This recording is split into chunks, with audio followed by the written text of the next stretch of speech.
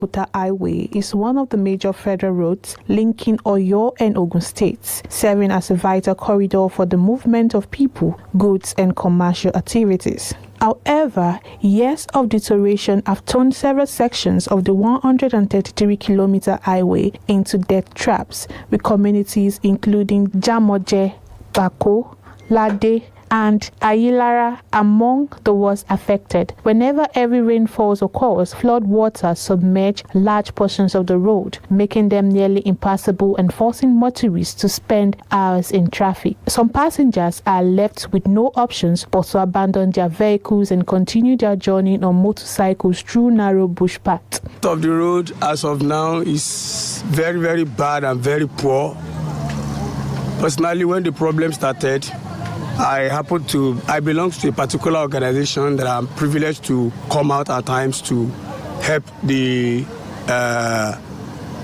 passerby. I mean, at times there will be hold up, especially when it rains. The experience has always been very, very, very bad.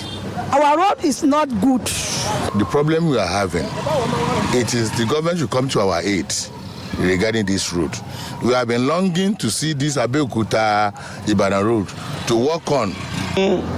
As a day the road will tire me. We cannot pass this road again because the road is tiring me. Where on me, we want to do for me to local.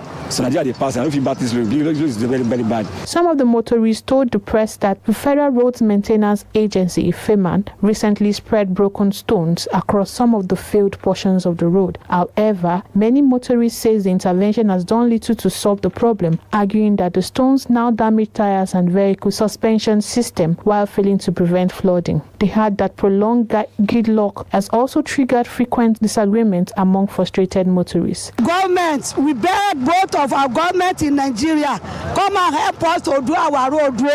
We want the government to come to our aid to this road, specifically this Abeokuta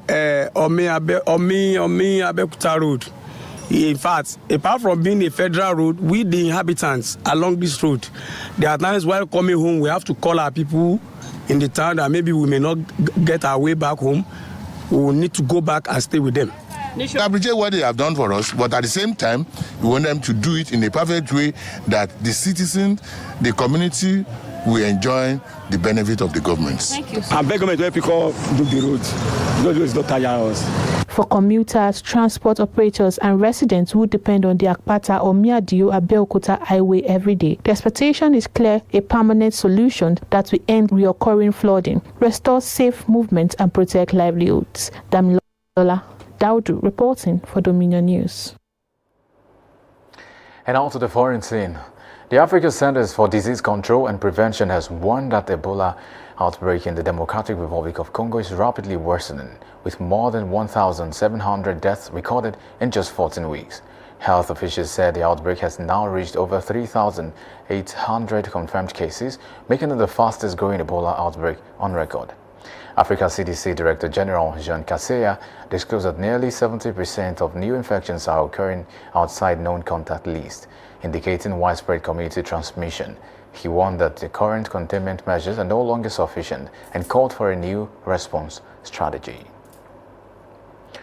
Russian missile and drone strikes have killed at least 17 people and injured 44 others in Ukraine's capital Kiev and surrounding areas. Ukrainian President Volodymyr Zelensky said Russia launched dozens of missiles and more than 100 drones overnight, targeting civilian warehouses, logistics facilities, and infrastructure.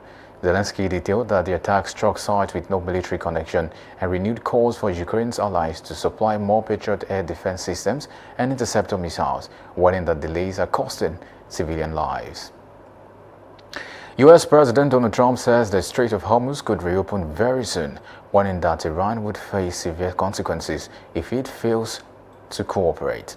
Trump said discussions aimed at restoring safe passage through the strategic waterway were progressing well, while U.S. officials expressed optimism that an agreement could be reached within days.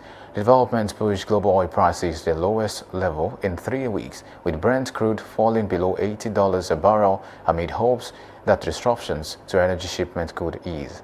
However, Iran insists it is not negotiating directly with the United States, saying talks are instead being held through Oman.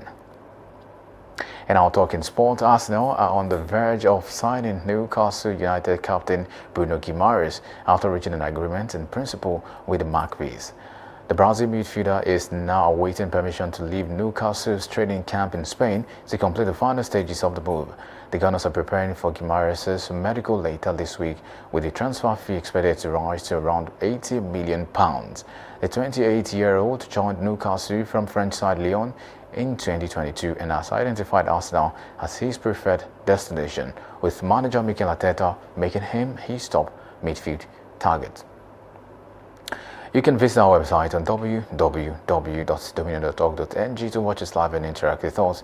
You can also follow us across our social media platforms on Facebook, Instagram, TikTok, YouTube, and LinkedIn at Dominion Broadcast, and X at Dominion Cast. And that ends the news update on Dominion Television, Ibadan. I am Anu Oluwapo Ido, saying thank you for watching and good afternoon.